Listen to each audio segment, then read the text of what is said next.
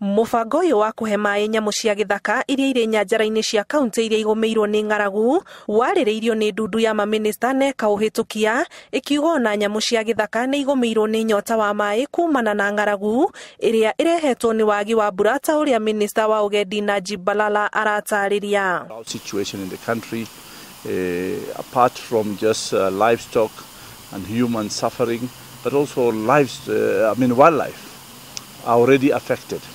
We have discussed this at the cabinet level, and also we are supporting through the emergency drought team that is across the country to also support in giving water to wildlife across the country.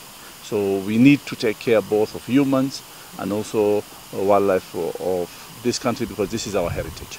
Hĩndĩ ya igongona rĩa kũhumba thũmbĩ arutwo kuma rũhonge-inĩ rwa nyamũ rwa Naivasha, Balala augĩte mũigana wa ciringi mirioni 500 nĩ irekereirio nĩ thirikari cia kũnyihanyihia mathirĩ mamwe ma marĩa thirikari ĩrĩ namo kũrĩ mũingĩ ũrĩa ũgeretwo ngero nĩ nyamũ cia gĩthaka, mathirĩ maya magĩtuĩka meyoranĩrĩire kuma mwaka wa 2014 na magatemera ciringi birioni 13. Biggest challenge currently we are having, we managed to tame poaching in the country, and congratulations to Kenya Wildlife Service, but the human-wildlife conflict is the biggest challenge we have.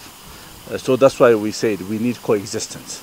But whenever there's victims, we need also to be prompt in not only consoling the victims, but also compensating the victim. This year we managed to be allocated 500 million by Treasury, but as I said earlier, our backlog from 2014 to 2020 is huge, is almost 13 billion Kenya shillings. Hĩndĩ ya igongona rĩu, andũ ethĩ nĩ maraikĩirio rĩtana rĩa kũũrio maingĩre cukuru-inĩ cia ũrutani wa ũramati wa nyamũ cia gĩthaka, kuona gĩcunjĩ kĩa maobitha arĩa marabatarania gĩtikinyanĩire. Ngĩribotera Inooro TV, njĩtagwo Anĩ Ngigĩ wa Nyamũ.